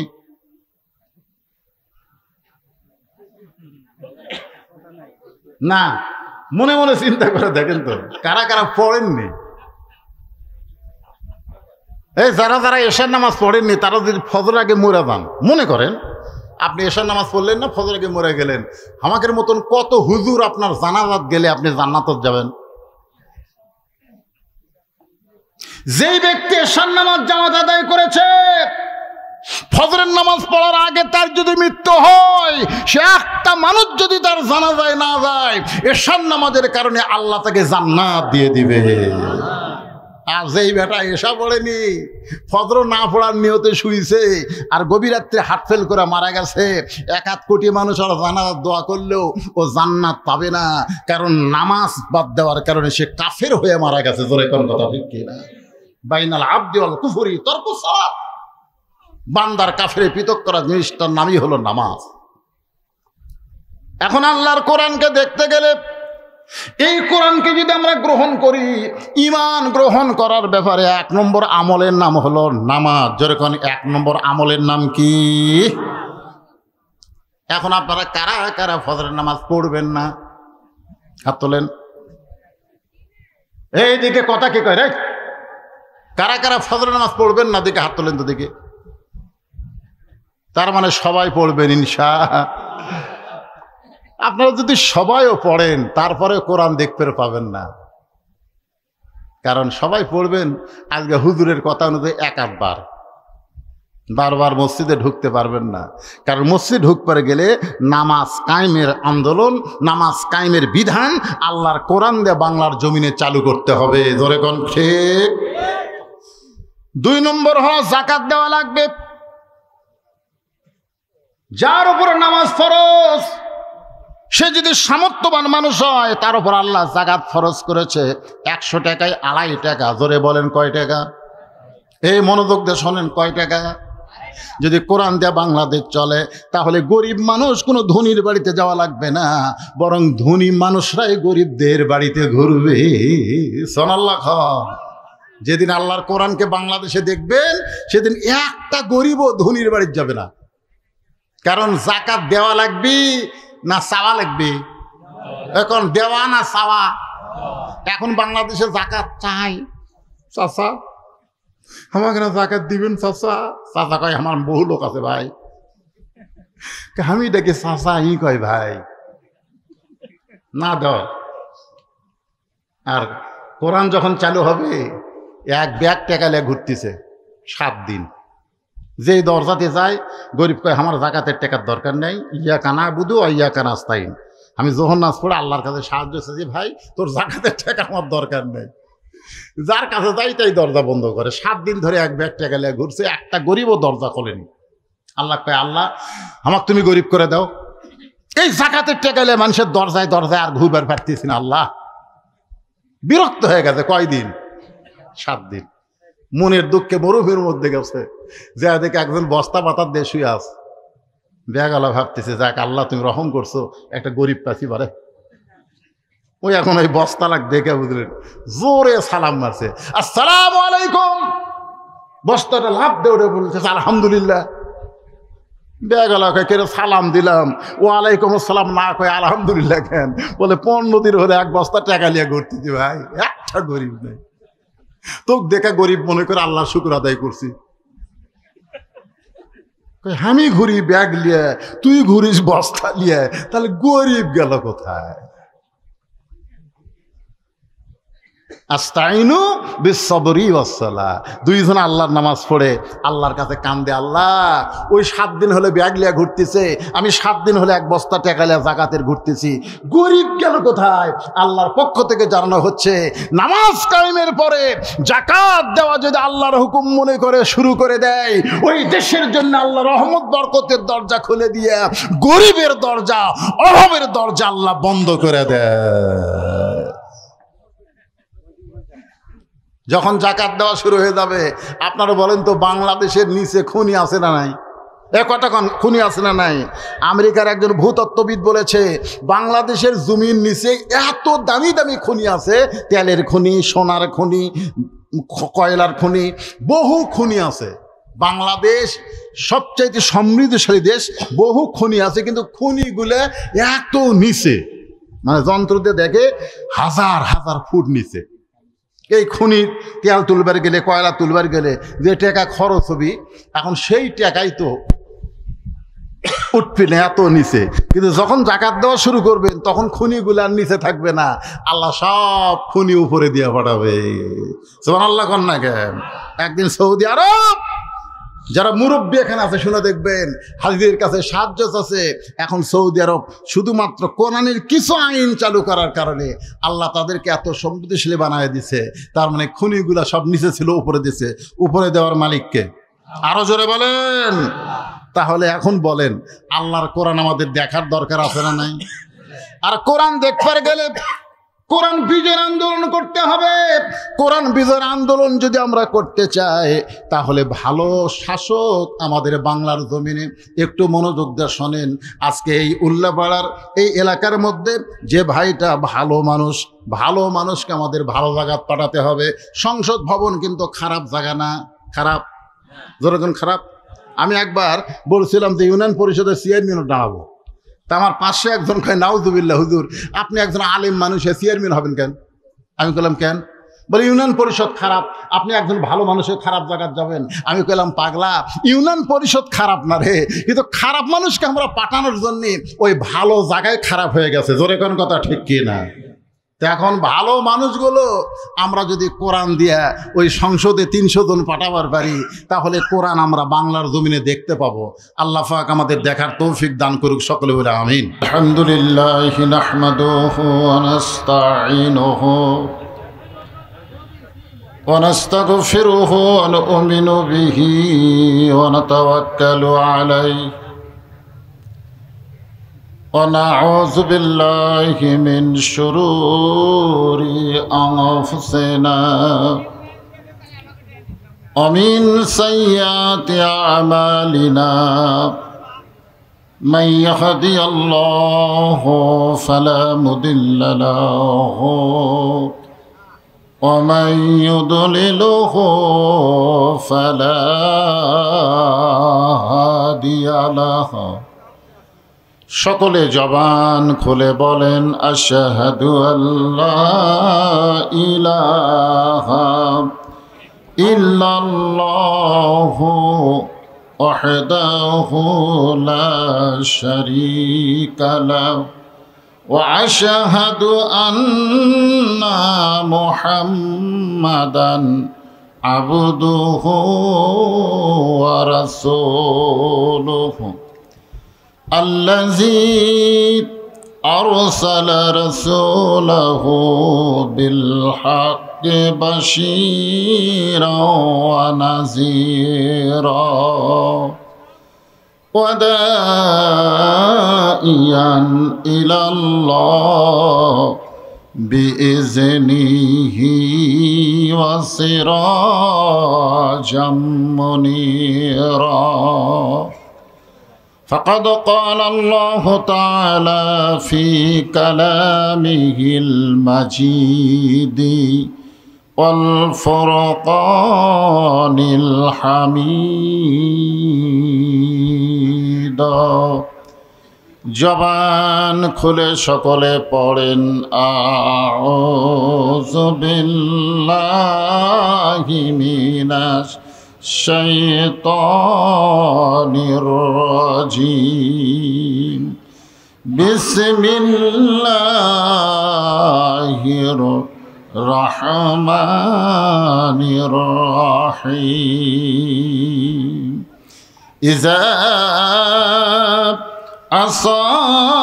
আসাবাতুহুম মুসিবাতুন ক্বালু ইন্না লিল্লাহি ওয়া ইন্না ইলাইহি রাজিউন।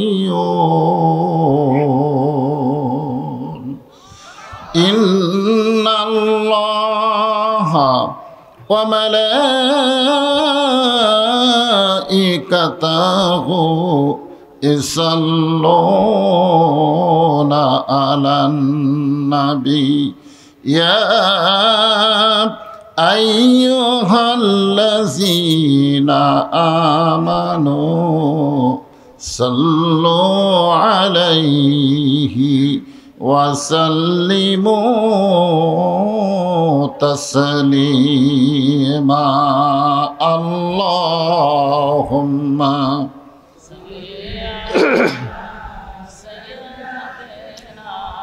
মাওলানা মুহাম্মদ ওয়া আলা আলি সাইয়্যিদিনা শাফিআনা।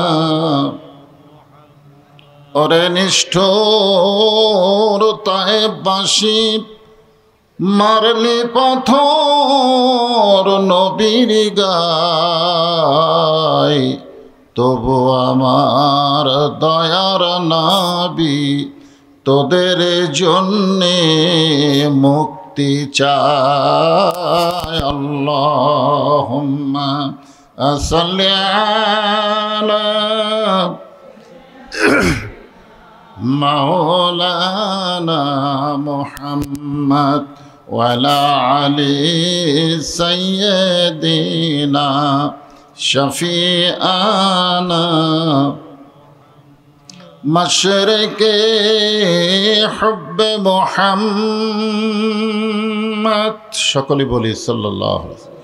मतलाए दीवाने माँ मतलाए खुर्शीद इश्कास सीनाए सो जाने माँ बलागल उला बिकमालिही कशफद्दुजा बिजमालिही हसनत जमीअ खसालिही सल्लो अलैहि व आलिहि अल्लाहुम्मा आमीन। জান্নাতের বাগান থেকে জান্নাতি মানুষদেরকে নিয়ে আমি গুনাহগার তোমার রহমতের দরজায় দোখানা হাত তুলেছি আল্লাহ। হাসরের ময়দানে জব্বার আর কাহার নামে রূপ নিয়া তুমি যখন বিচার শুরু করবে তোমার সামনে দাঁড়ায়া সমস্ত নবীরা নাফসি নাফসি বলে কাঁদতে থাকবে। এমন কঠিন অবস্থা হাসরে হবে, সেদিন সমস্ত নবী তার উম্মতকে ভুলে যাবে, শুধু বলবে আল্লাহ আমার কি হবে, আমার কি হবে। একমাত্র দরদি নবী শাফাতের কান্ডারি ইয়া রব্বে হাবলি উম্মতি বলে সেজদায় পড়ে যাও। সেই কঠিন মুসিবতের সময় আজকের এই মাহফিলকে ওসিলা করে আমাদের সবাইকে রাসূলের উম্মতের কাতারে আল্লাহ কবুল করে নিও। সুবহান রাব্বিকা রাব্বিল ইজ্জাতি আম্মা ইয়াসিফুন ওয়া সালামুন আলাল মুরসালিন আলহামদুলিল্লাহি রাব্বিল আলামিন। লা ইলাহা ইল্লাল্লাহ।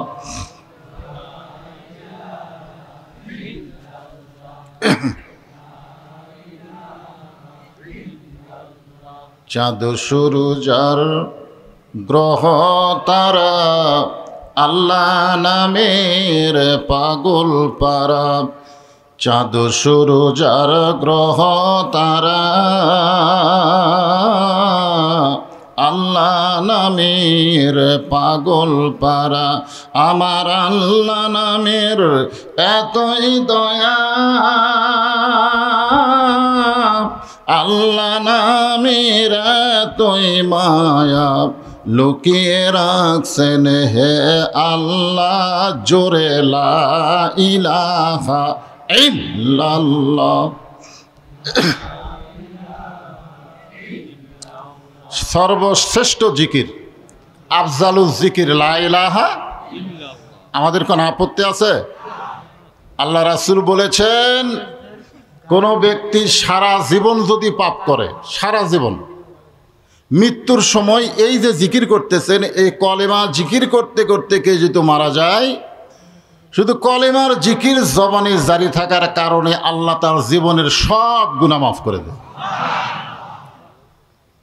তাহলে সেই জিকিরের কত দাম! অলসতা করলে হবে?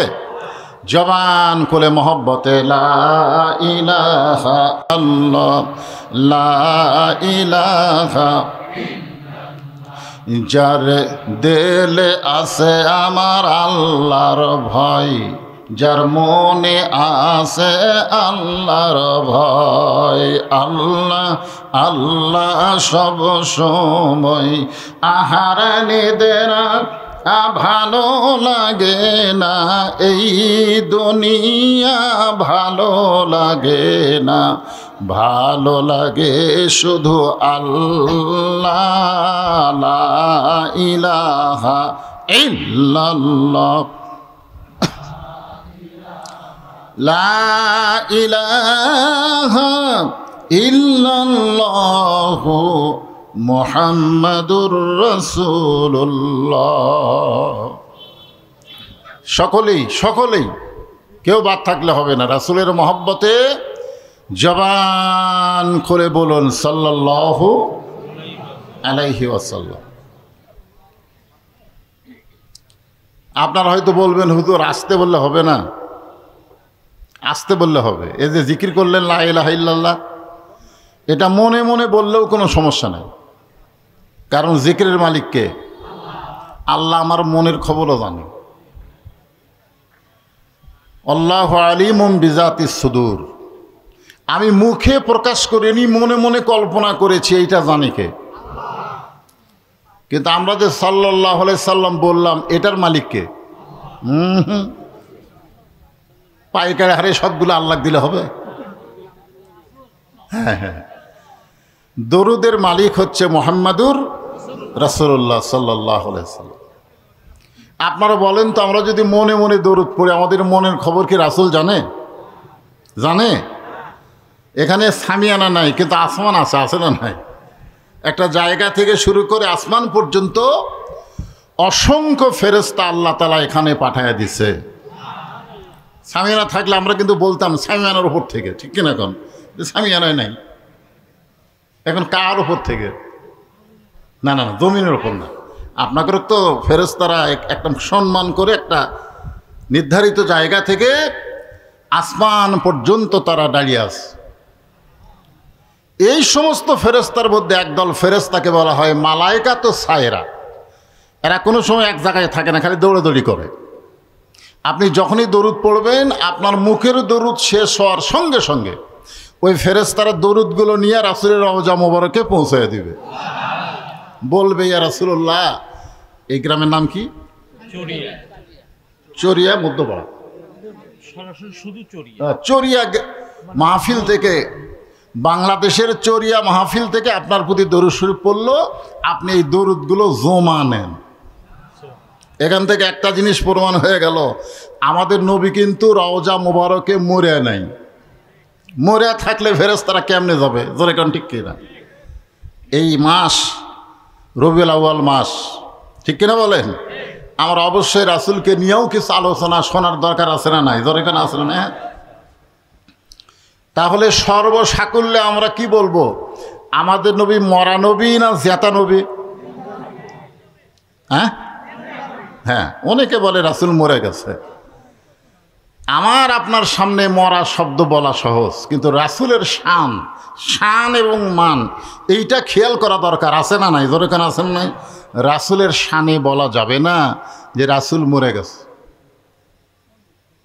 বলা যাবে না। যাবে? যাবে না, কারণ শান। রাসূল বিদায় নিয়েছে, এটা বলতে হবে। আমাদের রাসূল বিদায় নিয়েছেন, কিন্তু মারা গেছেন।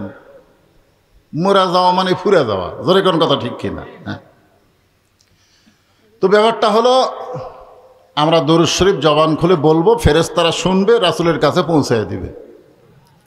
যতবার পড়বেন সাল্লাল্লাহু আলাইহি সাল্লাম, ততবার ফেরেশতারা আপনার নামে নামে রাসূলের রওজা মোবারকে পৌঁছায়া দিবে। আপনি হয়তো মদিনায় যাবার পারেন নাই, কিন্তু আপনার দরুদগুলো মদিনায় যাক, এটা আপনারা চান না? আলহামদুলিল্লাহ।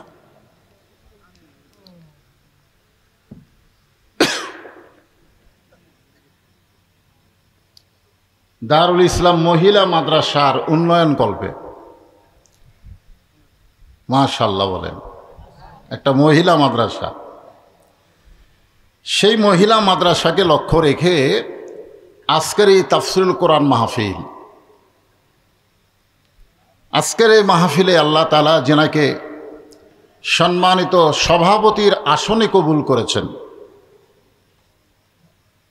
মৌলানা মোহাম্মদ রফিকুল ইসলাম শফি সাহেব। কে সেটা? যে আপনি? আলহামদুলিল্লাহ। আজকের এই মাহফিলের সম্মানিত সভাপতিকে অন্তরের অন্তঃস্থল থেকে আমি শুভেচ্ছা জ্ঞাপন করছি। এই মাহফিলের সম্মানিত প্রধান অতিথি, আপনাদের অত্যন্ত ভালোবাসার মানুষ মৌলানা রফিকুল ইসলাম খান সাহেব, যিনি শেষে বললেন আমি চলে যাব, কিন্তু আপনারা যেন যাবেন না, ঠিক কিনা বলেন? আমি বহু মাহফিলে প্রধান অতিথি যখন মাইক ধরে তখন শ্রোতারা বিরক্ত হয়ে যায়। কে প্রধান বক্তা বসে আছে, প্রধান বক্তা বসে থুয়া প্রধান অতিথি কি রে? কিন্তু আপনাদের এলাকায় কি একটা বিপদ, প্রধান অতিথি বলতেছে ভাই আপনারা যেন জান না। তার মানে বোঝা গেল প্রধান বক্তার চাইতো আজকের মাহফিলের প্রধান অতিথির আকর্ষণ বেশি। কি বিপদে পড়লাম। কিরে খাড়া হওয়া লোকগুলা যাবার চাচ্ছেন নাকি? বসেন বসেন, এটা বদল শীত, অসুবিধা নেই। কি অসুবিধা আছে? যা চাবেন তাই। যদি বলেন চানাচুর ভাজা তাও হবে, যদি বলেন মিষ্টি খাবো অসুবিধা নেই। হ্যাঁ, এই জন্যে সবাই বসেন, আল্লাহর রাস্তায় বসেন। আজকের এই মাহফিলের সম্মানিত বিশেষ অতিথিবৃন্দ, অনেক অতিথির নাম আজকের বিজ্ঞাপনে রয়েছে। সকলকে অন্তরের অন্তঃস্থল থেকে আমি শুভেচ্ছা জ্ঞাপন করছি। সম্মানিত ওলামায়ে কেরাম, আজকের এই মাহফিলের মঞ্চে অনেক আলেম ওলামা বসে আছেন, আপনাদের মাঝে মাঝে বসে আছেন, এবং যেনারা মাগরিবের নামাজের পর থেকে অনেক সময় পর্যন্ত কোরআন হাদিসের আলোকে আলোচনা করে আপনাদের শোনাইছেন। আলেম ওলামা সহ আজকের মাহফিলের বক্তাগণকে অন্তরের অন্তঃস্থল থেকে আমি শুভেচ্ছা জ্ঞাপন করছি। এই মুহূর্তে আমার সামনে যারা বসে আছেন, আল্লাহ যেনাদেরকে জান্নাতের বাগানে কবুল করেছেন। আল্লাহ যদি বলে কঠিন গরম, তোর বাড়িতে কারেন্ট আসিল, ফ্যান আসিল, তুই ফ্যানের তলে না থাইকা আমার কোরআনের মাহফিলের জন্যে গরমের ভিতরে ওয়াজ শুনলি, আর ওয়াজ শুনতে গিয়ে যে শরীর ঘামাইলি, ওই ঘামওয়ালা শরীরের জন্য আমি জাহান্নামের আগুনকে হারাম করে দিলাম। আপনারা বলেন আল্লাহ পারে কি পারে না? অবতাগু ইলাইহি ওয়াসিলা। মনে করেন না যে নামাজ দিয়া, রোজা দিয়া, হজ দিয়া, যাকাত দিয়া আমরা জান্নাতি হব, এটা মনে করা যাবে না। যে কোনো একটা ওসিলা দিয়ে আল্লাহ আমাদেরকে নাজাত দিবেন। জোরে বলেন ঠিক কিনা? আজকের এই গরম মাহফিল আমাদের জান্নাত পাওয়ার একটা ওসিলাও হতে পারে। জোরে কোন পারি কি পারে না? তাই এদিক সেদিক মন না দিয়ে আমি যতটুকু সময় আলোচনা করব একটু মনোযোগ দিয়ে কথাগুলো শুনবেন। মনে করেন না যে হুজুর লম্বা সময় ওয়াজ করবেন। লম্বা সময় ওয়াজ করার আর বয়স আছে নাকি? এখন সেই বয়স আছে?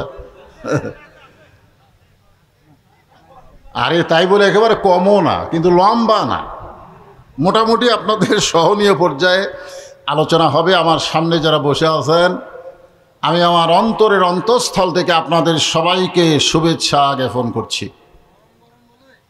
সম্মানিত মা বোনেরা, পর্দার অন্তরালে বসে বসে যারা আলোচনা শুনতেছেন, তাদেরকে শ্রদ্ধা জ্ঞাপন করে এই মুহূর্তে আমি জানতে চাচ্ছি আপনারা সকলে কেমন আছেন?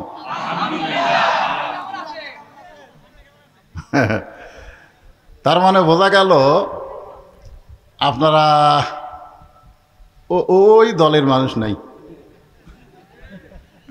বর্তমান আমাদের এলাকায় যারা ওই দল করে, এরা আর কথা কয় না, একেবারে মুখ বন্ধ করছে। হ্যাঁ, আপনার দূরে দেখছেন, দূরে যখন মুখ ভিতরে ঢুকায় সহজে কিন্তু বার করে না। জোরে কোন ঠিক কিনা? পিঠের উপরে কষা একটা লাত্তি মারলে ফাঁস করে মুখ বাড়ায়। জোরে কোন ঠিক কিনা? ওই দলের নাম হলো আওয়ামী লীগ। জোরে বলেন কি লীগ? আপনার ওই দলের লোক নাই বলেই তো বললেন আলহামদুলিল্লাহ। যদি থাকতেন ভাই, বর্তমানে আলহামদুলিল্লাহ বলার আর সুযোগ।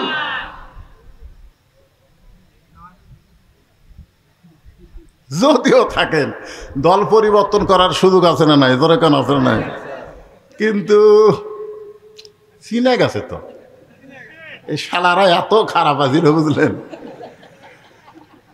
সিনা টান করে ঘুরেছে, রংবাজি, সন্ত্রাসী, চাঁদাবাজি করার কারণে জনগণ এদেরকে চিনা ফেলে দিছে।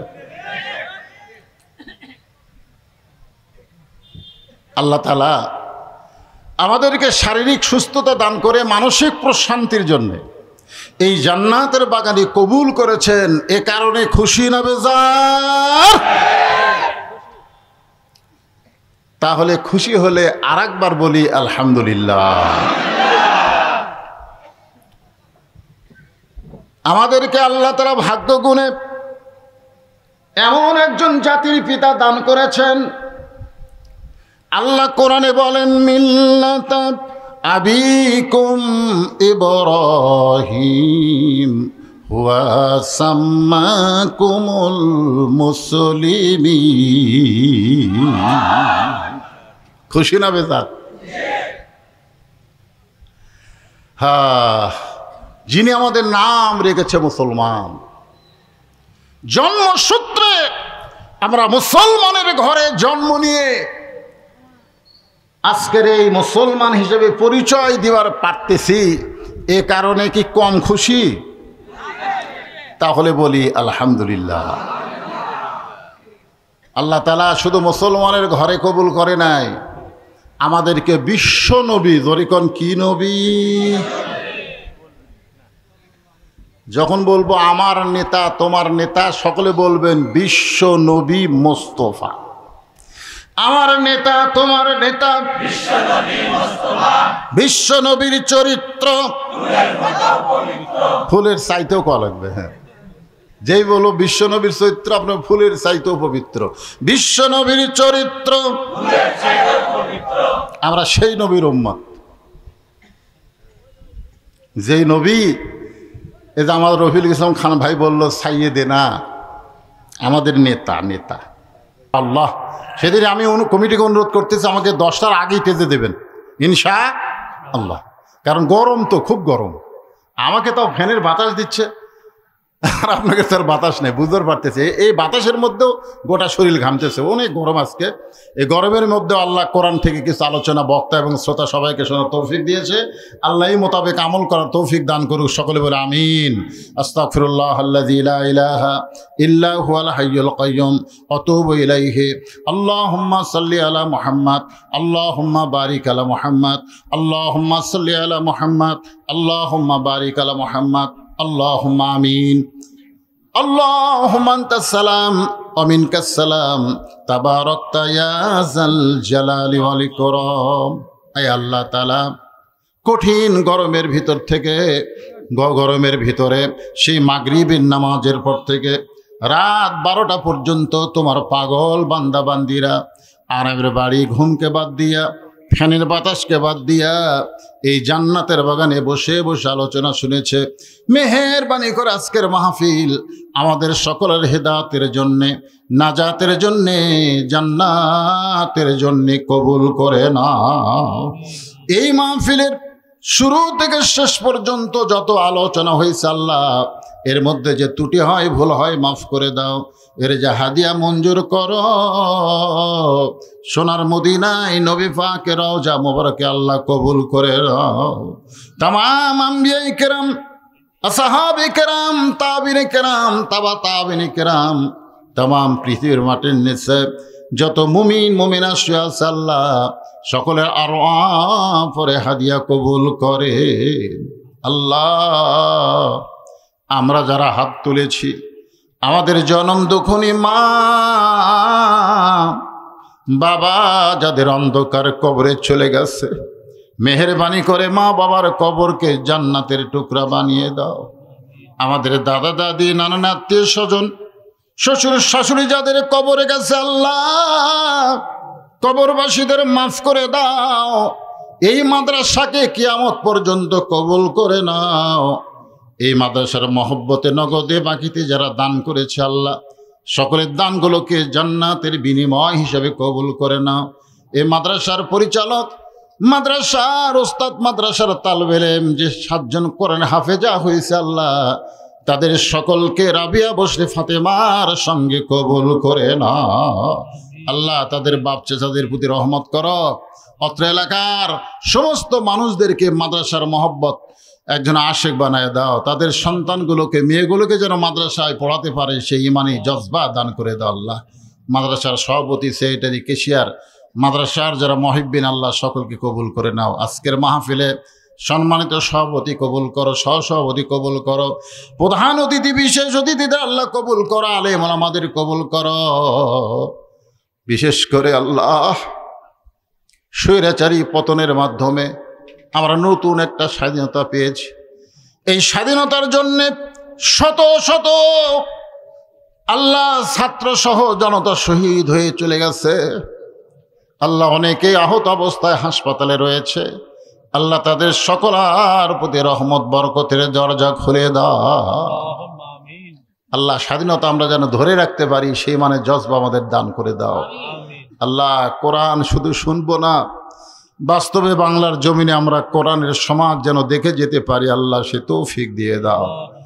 সুবহানা রাব্বিকা রাব্বিল ইজ্জাতি আম্মা ইয়াসিফুন ওয়া সালামুন আলাল মুরসালিন আলহামদুলিল্লাহি রাব্বিল আলামিন। ওয়া জাল আখিরাতি কালিমাতুন ইনদাল মাউত লা ইলাহা ইল্লাল্লাহু মুহাম্মাদুর রাসূলুল্লাহ।